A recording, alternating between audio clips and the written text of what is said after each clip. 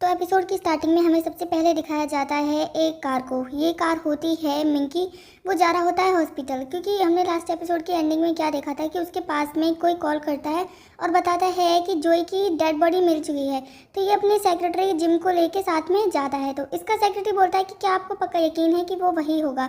लेकिन यहाँ पर मिंग कुछ नहीं कहता। और अब हम देखते हैं तीनों नमूनों को। मतलब वुड बैठा होता है, जोई होता है और साथ में सोल भी होता है।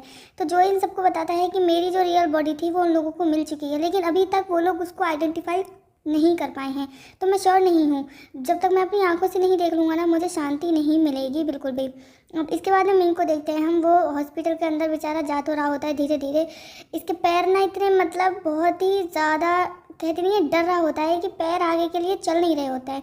पोस्टमार्टम रूम में भी ये एंटर हो जाता है और इतने में ही पीछे से ये जोए, सोल और वुड भी आ जाते हैं। तो जैसे ही वुड इसको समझाता है कि मेरे लोगों ने मुझे बताया है कि हॉस्पिटल यही है जहाँ पर पुराने वाले जोई की बॉडी को रखा गया है।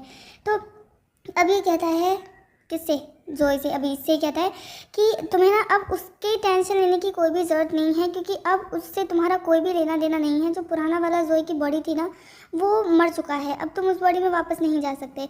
तो सोल भी इसको कंफर्ट करता है और कहता है कि मैं हमेशा तुम्हारे साथ हूँ। ये हमेशा मौके पे ना चौका मारने के इरादे में रहता है कि बस मेरा मौका लगे और मैं इसके क्लोज हो जाऊँ। इतने में ही जिम आता है यहाँ पे। तो जिम कहता है कि तुम लोग अंदर नहीं जा सकते, क्योंकि अभी डीएनए टेस्ट चल रहा है और वैसे भी मिंग ने मना किया है कि वहाँ पर कोई भी नहीं जा सकता।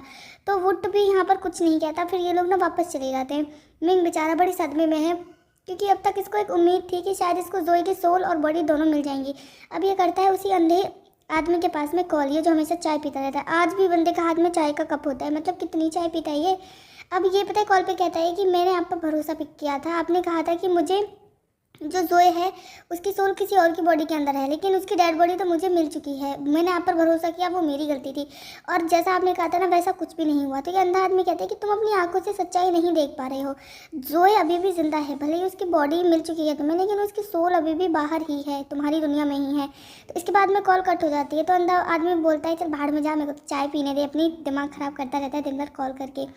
अब इसके बाद में बेचारा जो ना इतनी टेंशन में होता है, चुपचाप बैठा होता है। सोल इसके आगे पीछे चक्कर काट रहा होता है और वो कहता है कि देखो यहाँ पर ना कुछ भी नहीं कर सकते हैं वो लोग। अगर तुम बॉडी को देखना चाहते हो तो तुम पक्का उसे देख सकते हो। लेकिन यहाँ पर वुड इसको समझाता है कि नहीं, ऐसा नहीं हो सकता। वुड पता है यहाँ पे सच भी बोलने वाला था। वो मिंग के बारे में बताता है कि जोई की सारी चीज़ों को मिंग ने अपने पास में रखा था और उसके घर को भी, क्योंकि उसे लगता है कि शायद मिंग लव करता है उससे। तो जोई भी कहता है लेकिन वो मेरी सारी चीज़ों को अपने पास में क्यों रखेगा। अब वुड बोलने वाला था कि मिंग जोए से लव करता था, लेकिन सोल उसको बीच में रोक देता है और जोए को शावर लेने के लिए भेज देता है। अब वुड से कहता है सोल कि तुम क्या बोलने वाले थे अभी जोए के सामने। तुम्हें पता है ना मिंग उससे लव नहीं करता, वो सिर्फ अभी इसी गिल्ट में जी रहा है क्योंकि मिंग की वजह से जोए की डेथ हो गई थी। तो तुम उसको ना भड़काओ मत। मिंग जोए से लव नहीं करता, उसको सिर्फ गिल्ट है क्योंकि जोए की जान चली गई उसकी वजह से। ये सोल इसके हाथ खुद तो लग नहीं रहा, ये दूसरों को भी बर्बाद करके छोड़ेगा। जोए और मिंग को भी क्लोज नहीं होने दे रहा। इधर मिंग ना डेड बॉडी के मतलब इसको ना ये कपड़ा हटा के फेस भी नहीं देखने की हिम्मत कर पा रहा है। तभी इसके पास में जिम आता है। जो डीएनए टेस्ट हुआ था ना, उसका रिजल्ट आ गया होता है। तो ये कहता है जिम जाके मिंग के पास में बोलता है कि तुम क्या चाहते हो, रिपोर्ट तुम खुद देखोगे या फिर मैं तुम्हें पढ़कर सुनाऊँ। तो बेचारा मिंग ना उस रिपोर्ट को ले लेता है। अब उस रिपोर्ट में था क्या, ये चीज़ हमें नहीं दिखाई जाती, लेकिन पर मिंग के फेस को देख के मुझे ऐसा लगा था कि शायद वो रिपोर्ट ना पक्का ही पॉजिटिव निकलेगी। अब इधर हम देखते हैं जोए को नाइट में ही सो रहा होता है। सोल इसको एक मिनट के लिए भी नहीं छोड़ता, इसी के साइड में सो रहा होता है। लेकिन वुड इससे अलग बेड पे सो रहा होता है, वो दूसरे बेड पर होता है। इसको नींद नहीं आ रही, बेचारा बहुत बेचैन है। भाई कैसे आ जाएगी, आत्मा जिंदा है, हमारी बॉडी मर जाए, किसी को डेड बॉडी मिले तो नींद आती है क्या ऐसे में। ये बेचारा चुपके से जगता है वहाँ से और अपने कपड़े पहनता है और चला जाता है हॉस्पिटल के लिए। अब जैसे ये हॉस्पिटल में एंटर होता है ना, तो जिम वहाँ पे पहले से ही होता है। अब जिम इसको देखता है जोए को, तो जिम को शक तो होता है और बोलता है कि तुम इतनी रात को यहाँ पे क्या कर रहे हो।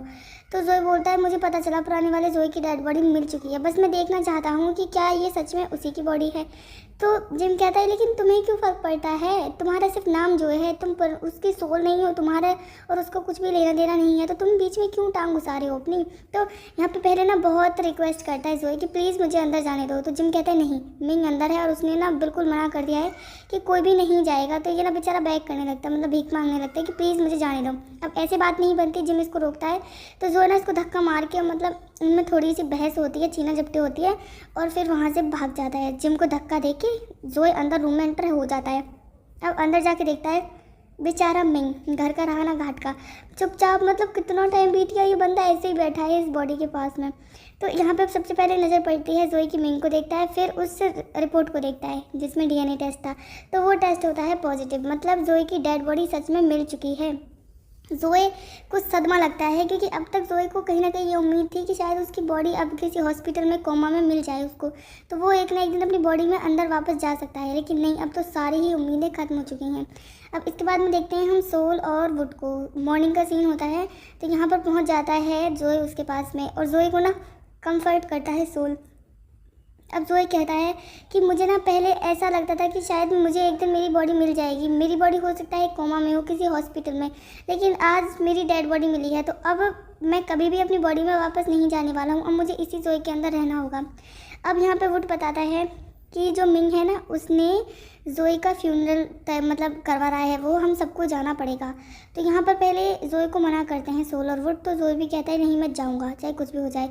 तो सोल मना करते हैं कि नहीं, तुम वहाँ पर नहीं जा सकते, अपना ही फ्यूनरल देखना, किसी के लिए क्या फील कराता होगा, किसी को कैसा लगता होगा अपनी 13वीं होते हुए देखना, तो हम अच्छे से समझ सकते हैं। अब देखते हैं फ्यूनरल का सीन।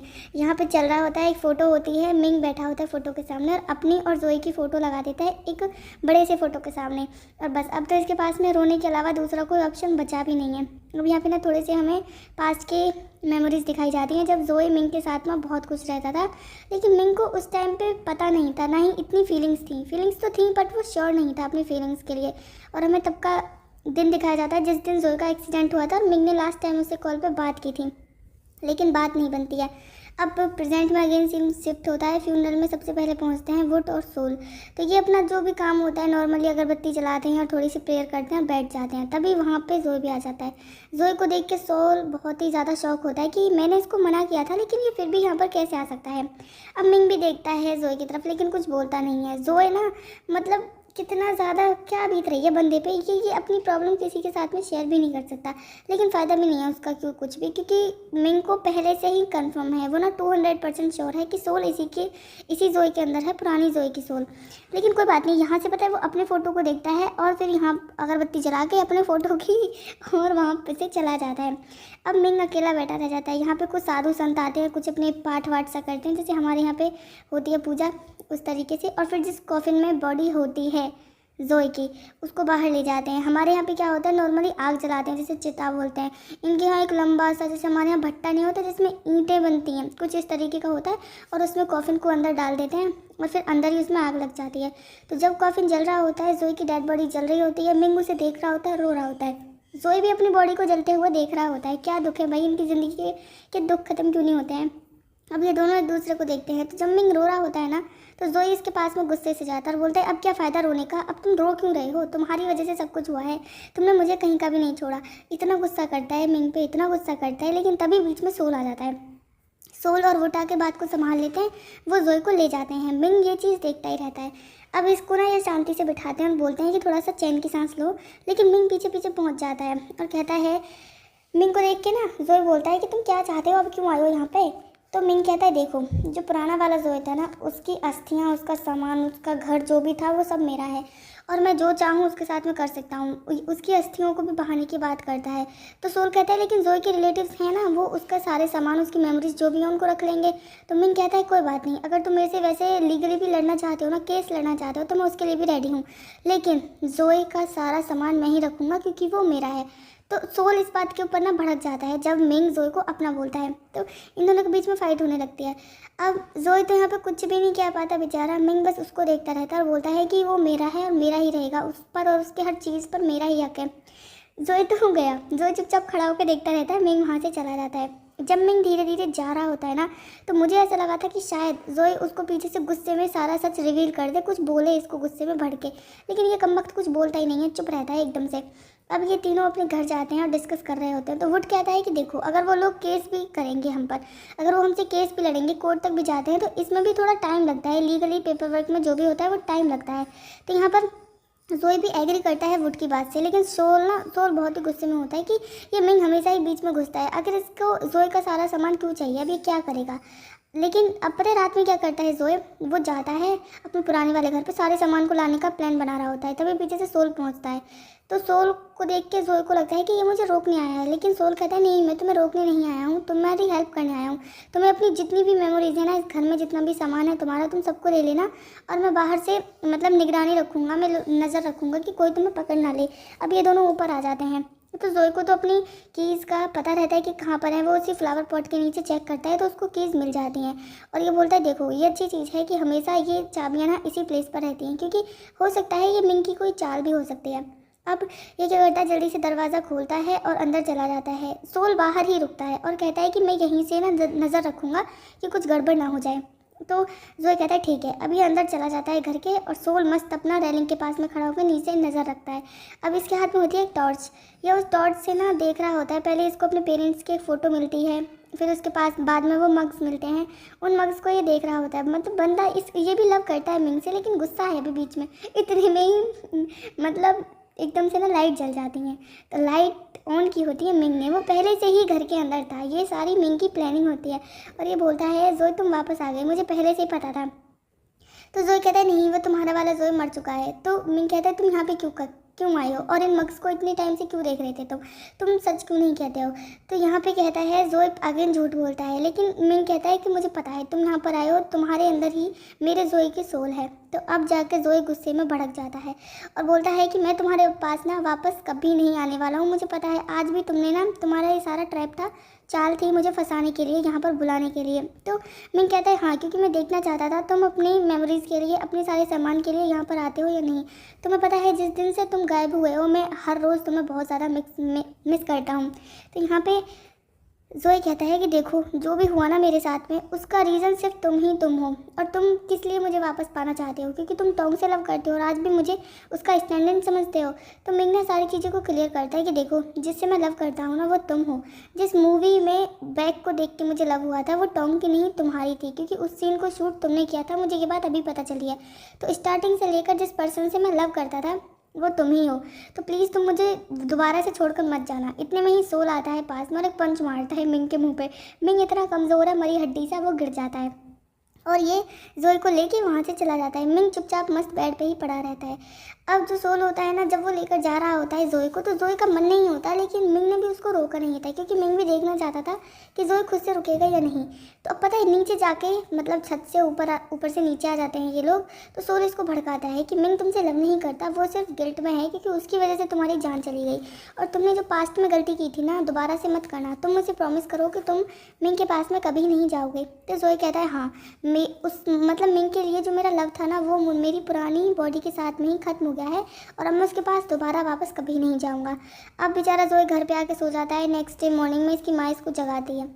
तो ये कहता है, इसकी माँ पूछती है कि क्या तुम थके हुए हो। तो जोए कहता है हाँ, मैं रात काफ़ी लेट आया था, लेकिन ये बताता नहीं है रीज़न क्या था।